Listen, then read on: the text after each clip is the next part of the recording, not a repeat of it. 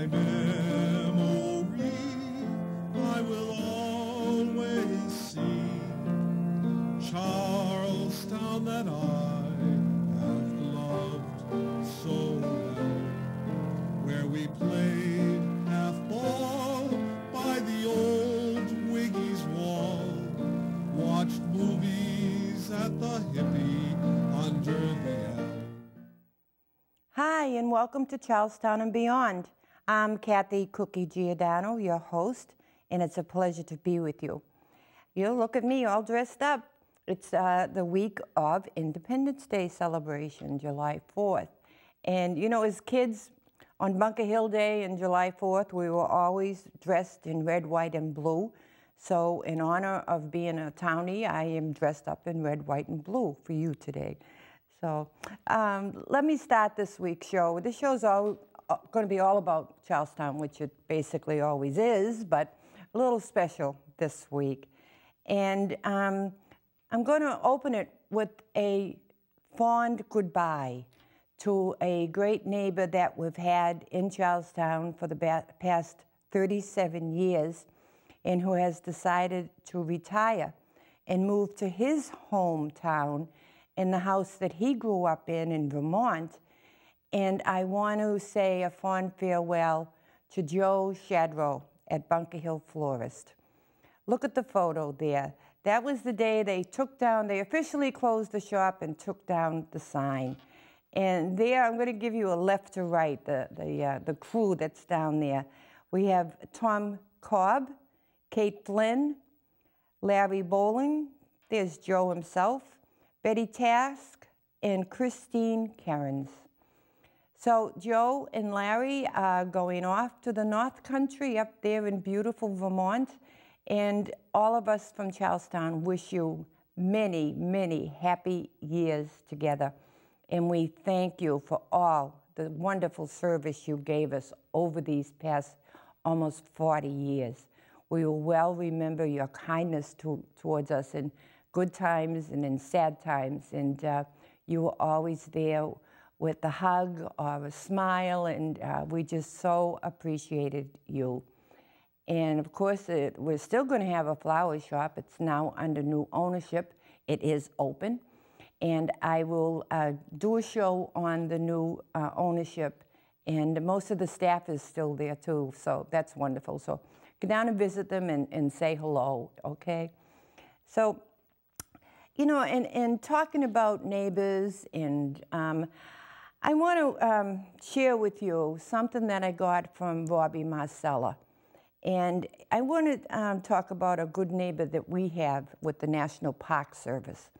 They have always been good to Charlestown and so welcoming. And I remember my years at the old Bunker Hill Museum, and they would come in and help us in so many different ways, keep the doors open, and they were always such great guys. And up to today, where they themselves run the museum up there at the old Charlestown Branch Library building on Monument Square. But this is a piece that they put together about the refurbishing of the Colonel William Prescott statue on the monument grounds. So David, if you would please show that, I'd appreciate it.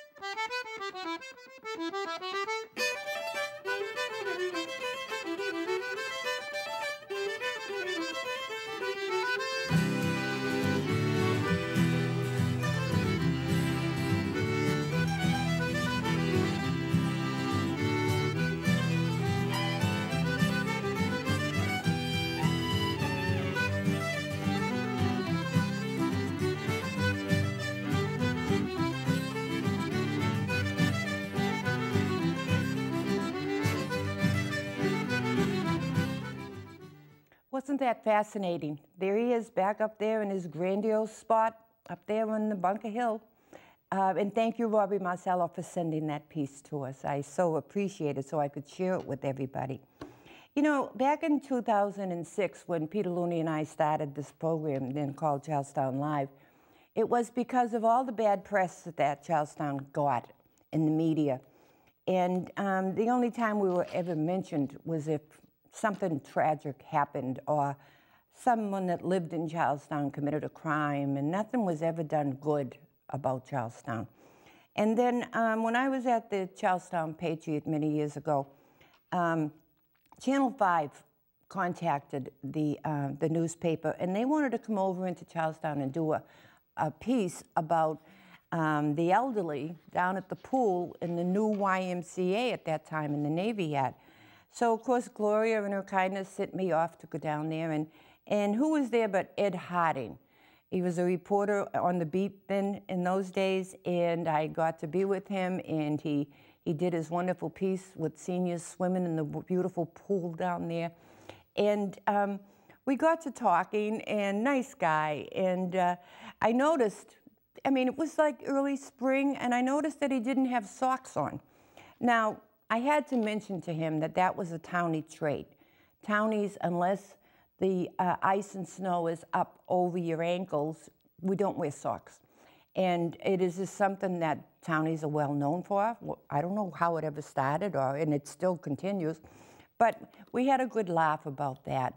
Well, years go by, and I haven't seen Ed since then, and I noticed watching him on television and the mentioning during the traffic reports on all the stations, that beautiful bridge that was constructed over there by the Boston Garden that was to be named the Bunker Hill Bridge. And then, very justifiably, they brought in the name of Leonard Zakim because he was a man that built bridges between communities. But now it has become the Zakim Memorial Bridge, the Zakim Bridge, and no one ever mentions that it's the Zakim Bunker Hill Bridge. Again, Charlestown is forgotten. And except for Ed Harding on Channel 5, WCVB, and I wish I had an award to give him for doing that. It is just so wonderful to me, my heart being a proud townie, and the fact that we are not forgotten. And we in Charlestown really pride ourselves with that beautiful, beautiful bridge. So hats off to you, Ed Harding, and thank you. Thank you for remembering us. And talking about townie things with the socks, I wanted to address something that's been going on in Charlestown for many years, but it came to me like a slap in the face a few months ago. In fact, it was after I came back and did my first TV program.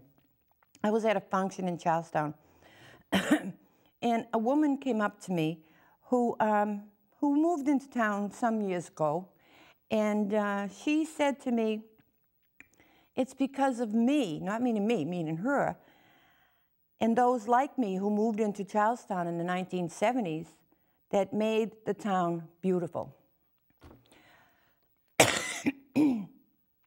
After I caught my breath, I said back to her, Charlestown has always been beautiful. But that bothered me, and I don't know what led her up to that comment, but I know how wonderful this town has always been since I was a little child, and how lucky I was to have grown up in Charlestown. And I want to share with you, to the others who grew up in other parts of Boston, Dorchester, South Boston, Jamaica Plain, Rosendale, wherever. And I know that you feel the same way about your town as I do about my town. And I want you to, as I'm talking about things familiar to me, I want you to remember about your memories of growing up in your neighborhood, and you'll know that we're all alike, all right? And this goes into the surrounding towns. And I would hope that this woman and those like her, I hope this happened to her and this was the childhood that she grew up in. Maybe not, but I won't give her my childhood. I hold that precious to me. Now, I'm in my 7th decade, okay? And I have time now to look back and examine all that we have witnessed within the 1 square mile we call home, the good and the not so good. And I know that our personal experiences have molded us into the person that we are today. So I wanted to know what others thought about being a townie. So I sent out a Facebook notice to everybody, and I asked you, what do you think makes up a townie? What is a townie? What makes us different? What makes us special?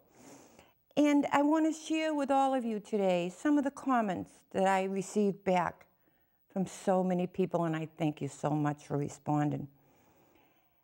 And it starts like this. Townies worldwide hold a special place in their heart for Charlestown. We had nothing, but we had it all. We were family. We were friends. Neighbors watched out for each other and were there for us when times were hard. A death in the family, a birth of a new child, an illness of a babysitter in a rush. Houses back then may have been shabby chic, but they were filled with love.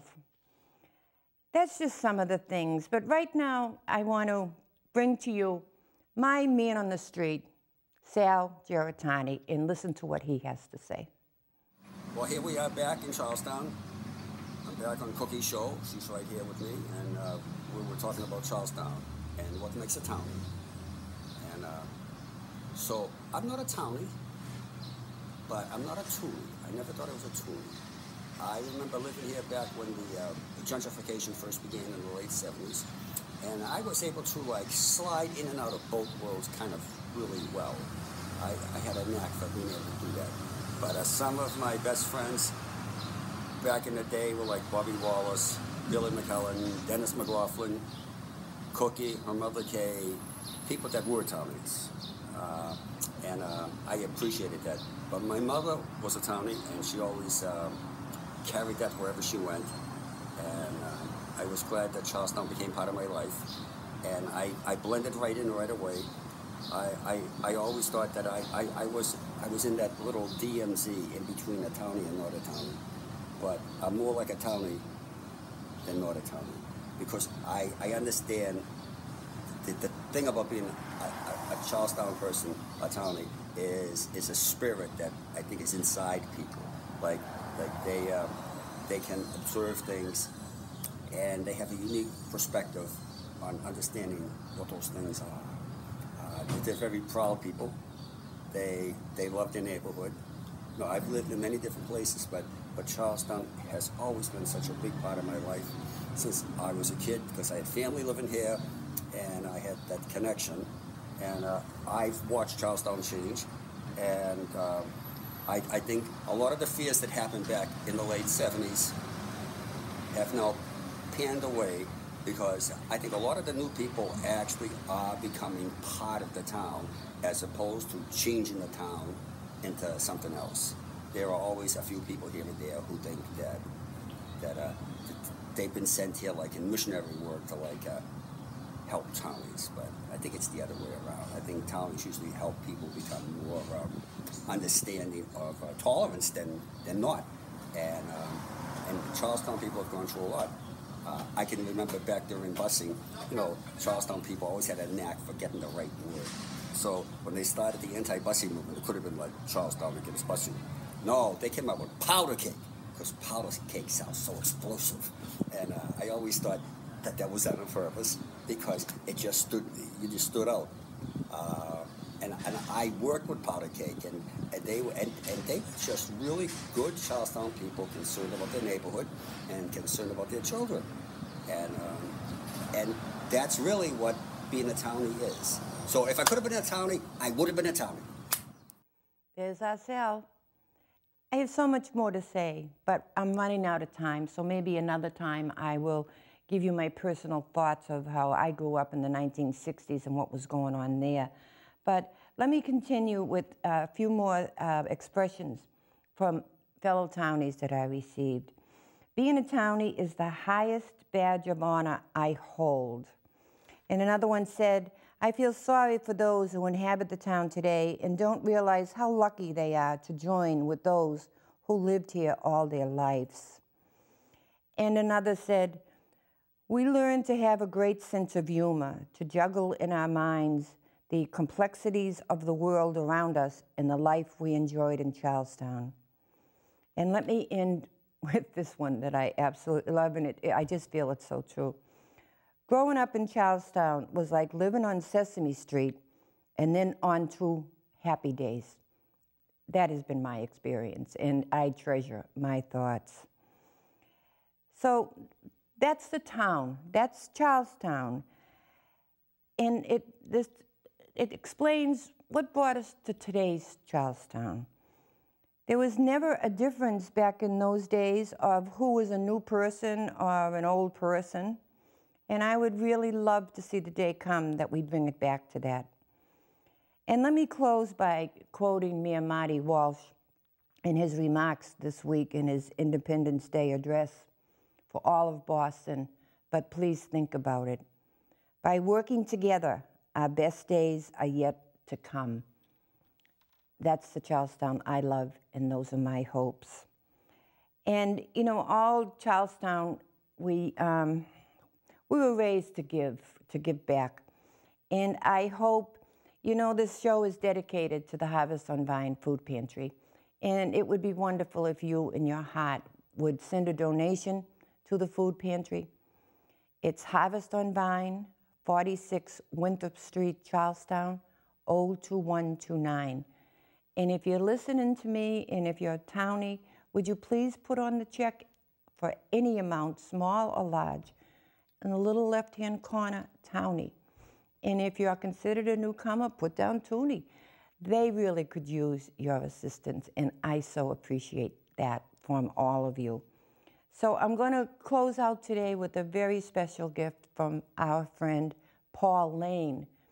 And let me explain to you that he told me that the opening quote is from Abraham Lincoln's second inaugural address, so you'll understand it.